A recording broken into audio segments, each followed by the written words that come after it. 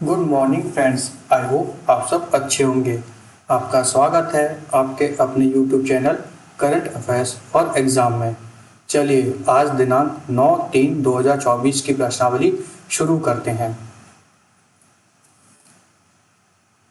Bob Jones पुरस्कार 2024 से किसे सम्मानित किया गया है? Julie Inkster, Tiger Woods, Arnold Palmer, Jack Nicklaus. इसका सही जवाब है टाइगर वुड्स। हाल ही में टाइगर वुड्स को बॉब जोन्स पुरस्कार से सम्मानित किया गया है। यह यूनाइटेड स्टेट गोल्फ एसोसिएशन द्वारा दिए जाने वाला सर्वोच्च सम्मान है। टाइगर वुड्स 15 बार के प्रमुख चैंपियन और 9 बार के यूएसजीए चैंपियन रहे हैं। बॉब जोन्स को गोल्फ में खेल कौशल के लिए 1955 से सम्मानित किया गया है। चलिए अगले प्रश्न पर आते हैं। किस राज्य सरकार ने इंदिरा गांधी प्यारी बहना सुख सम्मान निधि योजना की शुरुआत की है? हिमाचल प्रदेश, झारखंड, कर्नाटक, तेलंगाना। इसका सही जवाब है हिमाचल प्रदेश। हाल ही में हिमाचल प्रदेश के सीएम श्री सुखविंदर सिंह सुक्खू जी ने इंदिरा गांधी प्यारी बहना सुख सम्मान निधि योजना की शुरुआत की है। इसे 18 से 60 वर्ष की आयु की महिलाओं को वित्तीय सहायता प्रदान करने के लिए डिजाइन किया गया है।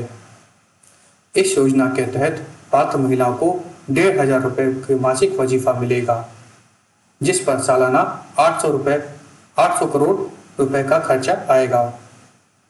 इस पहल के तहत 18 वर्ष से अधिक उम्र की सभी लड़कियों को प्रतिवर्ष 18,000 रुपये मिलेंगे। चलिए अगले प्रश्न पर आते हैं। अंतर्राष्ट्रीय महिला दिवस कब मनाया जाता है? 6 मार्च, 7 मार्च, 8 मार्च, 9 मार्च। इसका सही जवाब है 8 मार्च। अंतर्राष्ट्रीय महिला दिवस 8 मार्च को मनाया जाता है। यह महिलाओं की उपलब्धियों को वैश्विक उत्सव है जो लैंगिक समानता के लिए कार्यवाही का आह्वान करता है। इस वर्ष का थीम है invest in women accelerate progress. चलिए अगले प्रश्न पर आते हैं। किस राज्य सरकार ने भारत का पहला राज्य संचालित ओटीटी प्लेटफॉर्म सी स्पेस लॉन्च किया है? कर्नाटक, केरल, गोवा, महाराष्ट्र। इसका सही जवाब है केरल। केरल के मुख्यमंत्री श्री पिनरई विजयन जी ने तिरुवनंतपुरम में सी स्पेस नामक एक भारत का पहला राज्य संचालित over the top platform launch किया है। मंच केरल राज्य फिल्म विकास निगम द्वारा प्रबंधित है। इसका उद्देश्य पुरस्कार विजेता फिल्मों, लघु फिल्मों, वृत्त चित्रों को प्रदर्शित करना है। चलिए अगले प्रश्न पर आते हैं। पहला भारत स्टीम बॉयलर एक्सपो 2024 किस राज्य में आयोजित हुआ? पंजाब, मध्य प्रदेश, ओडिशा, असम। इसका सही जवाब है असम। पहला Bharat steam boiler expo 2024 Assam के गुवाहाटी में आयोजित हुआ।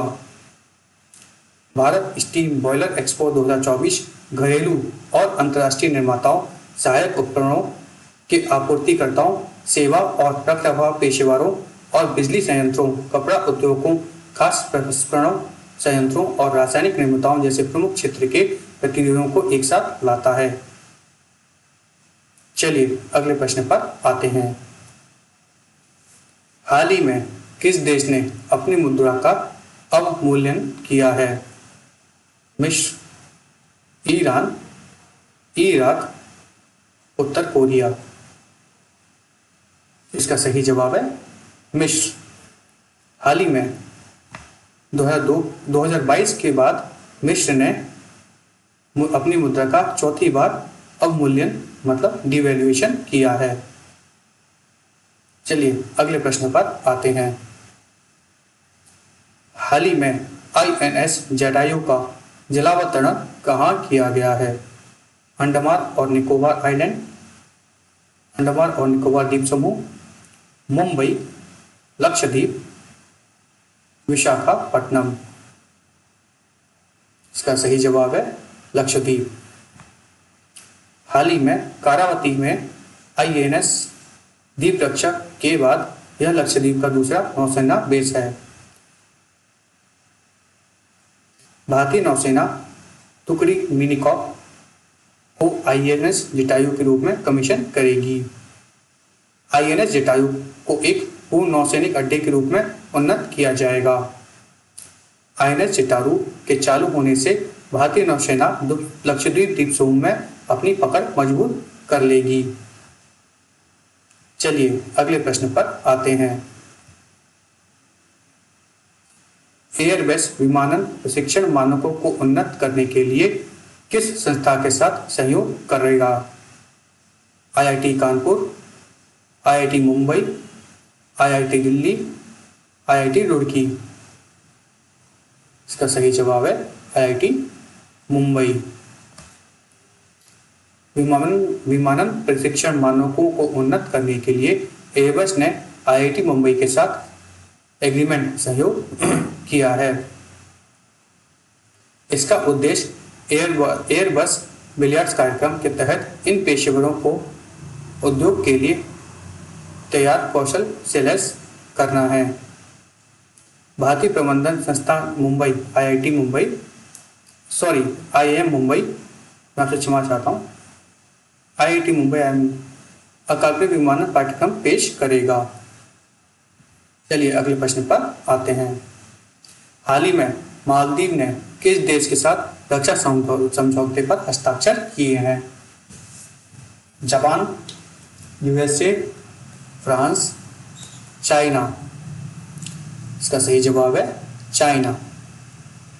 हाल ही में मालदीव ने गैर घातक हथियार और प्रशिक्षण प्राप्त करने के लिए चीन के साथ एक रक्षा समझौते पर हस्ताक्षर किया है। चलिए अगले प्रश्न पर आते हैं। हाल ही में नीति आयोग का राज्यों के लिए नीति प्लेटफॉर्म किसने लॉन्च किया है? श्री नरेंद्र मोदी, श्री अमित शाह, श्री अनुराग ठाकुर, श्री अश्विनी वैष्णव। इसका सही जवाब है श्री अश्विनी वैष्णव। हाल ही में केंद्रीय संचार, रेलवे इलेक्ट्रॉनिक और सूचना प्रौद्योगिकी मंत्री श्री अश्विनी वैष्णव ने राज्यों के लिए नीति मंच लॉन्च किया है। यह डिजिटल पहल है जो राज्यों और केंद्र शासित प्रदेशों को राष्ट्रीय विकास लक्ष्यों को प्राप्त करने के लिए सशक्त बनाने के लिए डिजाइन की गई है। श्री अश्विनी वैष्णव ने राज्यों के लिए नीति विकसित भारत रणनीति कक्ष का भी उद्घाटन किया, जिसे हम नीति फॉर स्टेट्स विकसित भारत स्ट्रेटेजी रूम कहते हैं। राज्यों के लिए नीति मूल्यवान संसाधनों को एक केंद्रीकृत भंडार प्रदान करता है, जिसमें सर्वोत्तम प्रथाओं, नीति दस्तावेजों, डेटाबेस और नीति आयोग प्रकाशन शामिल है, जो विभिन्न क्षेत्रों और लिंग और जलवायु परिवर्तन जैसे क्रॉस कटिंग विषयों तक फैले हुए हैं।